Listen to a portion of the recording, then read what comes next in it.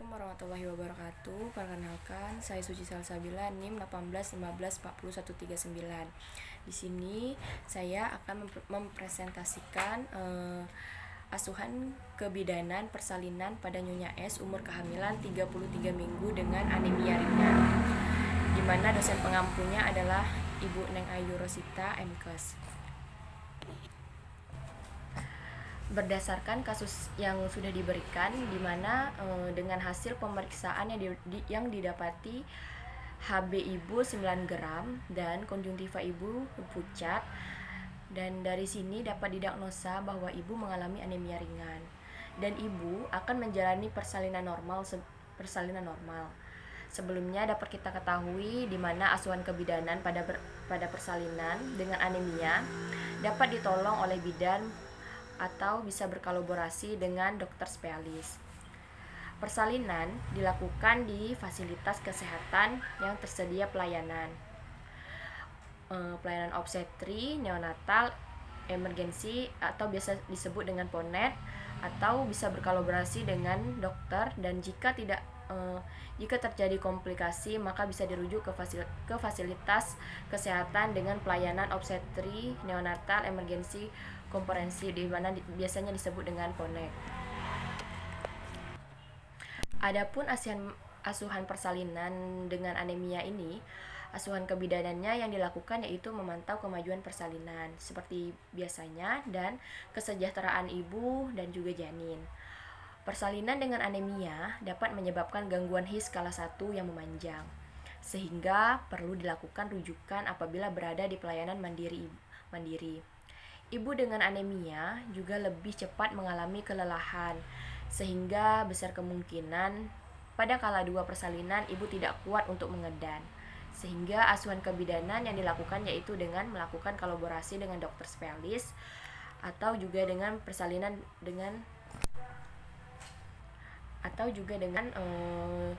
berkolaborasi dengan dokter spesialis kandungan.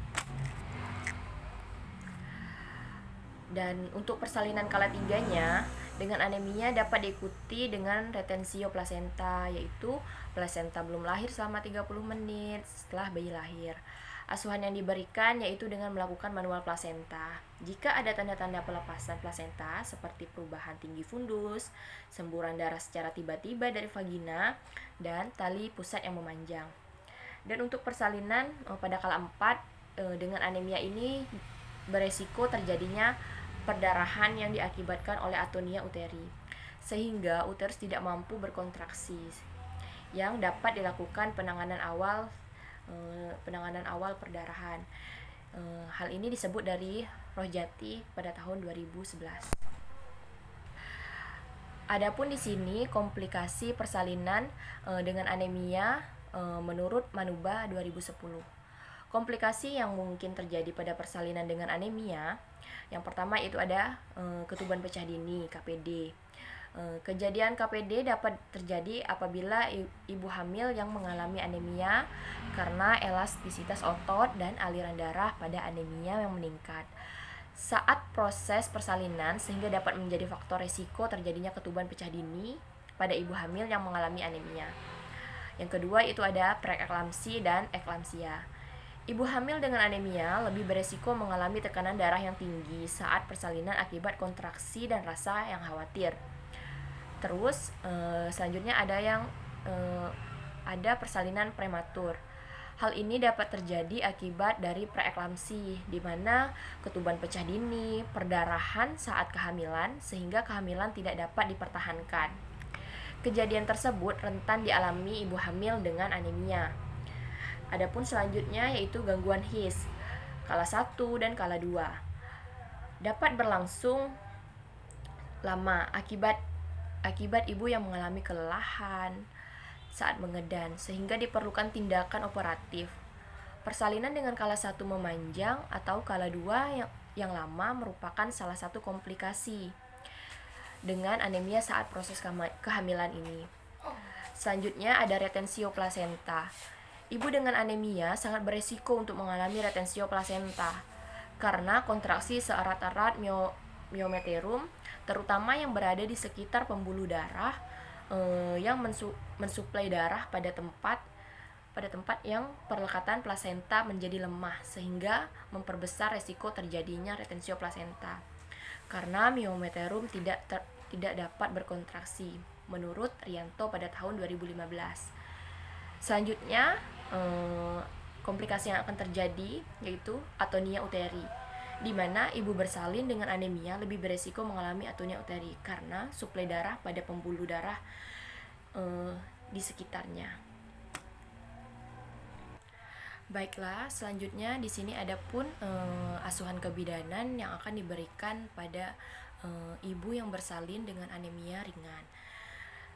Ibu datang, ibu mengeluh sakit perut dan keluar cairan yang merembes dari jalan lahir sekitar pukul 21:15. Selanjutnya, adapun hasil dari pemeriksaan objektif di mana tekanan darah ibu 120/80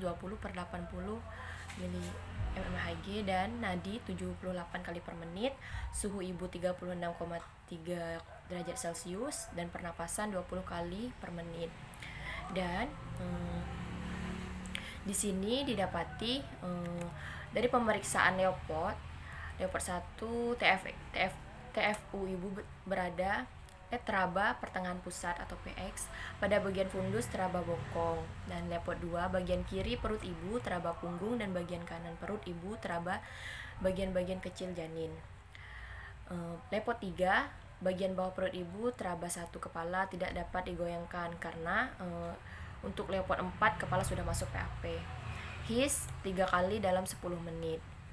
Frekuensinya teratur dan frekuensinya 140 kali per menit. Di sini asesmennya ada di mana Nyonya S G1 P0A0, usia kehamilan 33 minggu dengan vartus skala 1 fase laten. Yang pertama, plannya adalah menginformasikan hasil pemeriksaan tekanan darah, nadi, suhu, pernapasan, nilai HB, dan juga DJJ, detak jantung janin.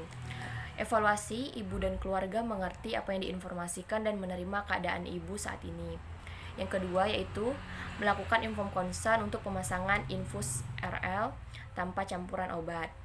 Dan ibu mengerti dan ibu bersedia untuk diinfus. Yang ketiga, memberikan KIE mengenai pentingnya peran pendamping ibu saat proses persalinan. Dan suami mengerti dan bersedia menemani selama proses persalinan. Yang keempat, yaitu memberikan KIE tentang pemenuhan cairan menjelang proses persalinan. Dan bisa menganjurkan ibu untuk meminum air gula. Evaluasi ibu mengerti dan bersedia meminum air gula. Yang kelima, yaitu menganjurkan ibu untuk berkemih jika ingin berkemih. Evaluasi ibu mengerti dan bersedia untuk melakukannya. Yang keenam, bidan mempersiapkan alat partus set lengkap. Setelah itu, setelah dilakukan evaluasi, alat partus set sudah lengkap. Selanjutnya, kita akan memantau kemajuan persalinan yang meliputi kontraksi, pembukaan, penurunan kepala janin, pengeluaran per vaginam, dan kesejahteraan ibu, serta janin yang meliputi tanda-tanda vital dan detak jantung janin. Evaluasinya hasil akan terlampir di lembar partograf. Selanjutnya, pemeriksaan pada kala 2 yang dilakukan /pada jam 12. Keadaan ibu baik, kesadarannya komposmentis dan tekanan darah 120/80, nadi 77 kali per menit, suhu 36,3 derajat Celcius, pernapasan 20 kali per menit, dan detak jantung janin 152 kali per menit. Per vagina, perineum ibu sudah menonjol, vulva atau vaginanya membuka, porsio tampak lunak, pembukaan sudah 10 cm, ketuban masih utuh, persentasi adalah kepala, penurunan adalah hot ketiga. Asesmennya G1 P0A0 usia kehamilan 33 minggu infartu skala 2 dengan normal janin tunggal, presentasi kepala dengan anemia ringan. Yang pertama, kita akan menginformasikan kepada ibu hasil dari pemeriksaan. Ibu dan suami, evaluasinya ibu dan suami menerima kondisi yang diinformasikan. Setelah itu, menawarkan kepada ibu posisi bersalin yang nyaman. Evaluasi ibu memilih dengan posisi bersalin setengah duduk. Selanjutnya, kita akan mendekatkan alat dan menggunakan APD lengkap. Alat sudah didekatkan dan sudah memakai APD. Selanjutnya membimbing ibu untuk meneran. Evaluasi ibu memahami dan melakukannya. Selanjutnya kita akan memimpin ibu untuk melakukan persalinan. Dan evaluasinya ibu mampu meneran secara efektif. Selanjutnya kita akan memantau denyut jantung janin di sela-sela kontraksi. Dan di sini evaluasinya detak jantung janin dalam batas normal. Setelah itu, kembali memimpin persalinan, kepala bayi sudah keluar dan menunggu bayi putar faksi luar. Selanjutnya, evaluasinya ibu meneran secara efektif dan bayi lahir dengan tangisan kuat dan gerakan yang aktif. Selanjutnya ada kala 3 di mana pada jam 12:30. Keadaan ibu baik, kesadaran kompos mentis, keadaan emosionalnya baik, dan perdarahan keluar 300 cc.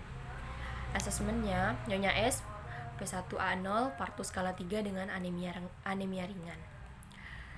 Yang pertama, kita akan melakukan informed consent untuk penyuntikan oksitosin.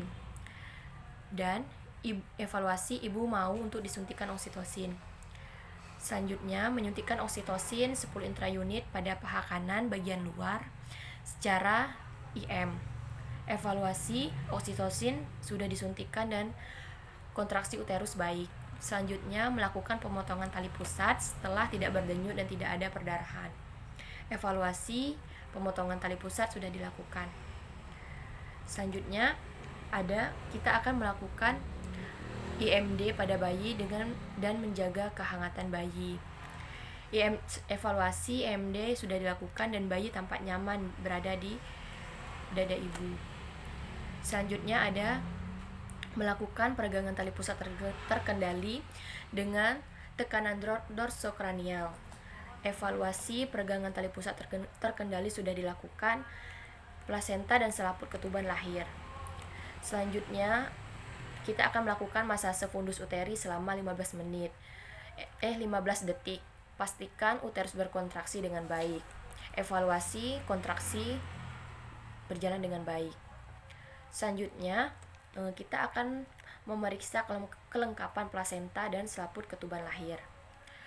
Plasenta dan selaput lahir. Evaluasi plasenta dan selaput ketuban lahir dengan lengkap. Selanjutnya, kita akan melakukan pemantauan kala 4 yang dilakukan pada jam 12.50. Keadaan ibu baik, kesadaran kompos mentis, emosional stabil, tekanan darah 110/80, nadi 76 kali per menit, suhu 36,1 derajat Celcius, pernapasan 20 kali per menit. TFU 2 jari di bawah pusat, perdarahan 330 cc. Di sini didapati tidak ada laserasi jalan lahir. Asesmen Nyonya S P1A0 partus skala 4 dengan anemia ringan. Planningnya memberitahu kepada ibu hasil dari pemeriksaan. Selanjutnya, membersihkan ibu dan memakai pembalut serta kain bersih. Evaluasi ibu merasa lebih segar dan lebih nyaman. Selanjutnya, membimbing ibu dan suami cara masase fundus uteri. Ibu dan suami mengerti dan akan melakukan masase fundus uteri.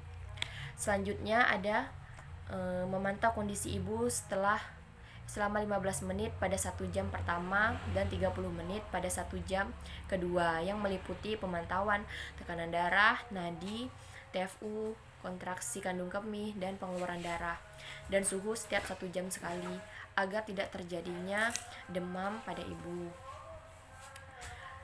Selanjutnya, kita akan memberikan salep mata pada bayi, yaitu salep gentamicin sulfat 0,3% pada kedua kelopak mata bayi. Evaluasi salep mata sudah diberikan. Selanjutnya kita akan menyuntikkan vitamin Vit-K dosis 1 mg pada anterolateral pada paha kiri secara IM. Evaluasi vitamin K sudah disuntikan. Selanjutnya kita akan melakukan perawatan tali pusat dengan membungkus dengan kasa steril agar tidak terjadinya infeksi dan perdarahan. Evaluasi tali pusat sudah diberikan kasa steril. Selanjutnya, mengevaluasi keadaan bayi setelah dilakukan penyuntikan Vit-K agar tidak terjadinya tanda bahaya pada bayi. Evaluasi tidak ada tanda bahaya pada bayi. Selanjutnya, penyuntikan HbN0 setelah 1 jam penyuntikan dari Vit-K tadi yang disuntikan pada anterolateral paha kanan secara IM. Penyuntikan HbN0 sudah dilakukan. Selanjutnya, membimbing ibu untuk melakukan mobilisasi dini. Dan evaluasi ibu sudah mampu berjalan dan duduk. Selanjutnya, kita akan menganjurkan ibu untuk berkemih jika ibu ingin berkemih. Evaluasi ibu mengerti dan akan melakukannya. Selanjutnya, kita akan membimbing ibu teknik menyusui. Evaluasi ibu mengerti dan mampu menyusui bayinya dengan baik. Selanjutnya, memberikan KIE mengenai tanda bahaya pada nifas seperti demam dan menggigil. Ibu mengerti dengan tanda bahaya masa nifas. Selanjutnya kita akan melakukan pendokumentasian dan melengkapi partograf. Evaluasi dokumentasi telah dilakukan. Baiklah, itu saja mungkin yang dapat saya sampaikan. Terima kasih atas kesempatannya. Wassalamualaikum warahmatullahi wabarakatuh.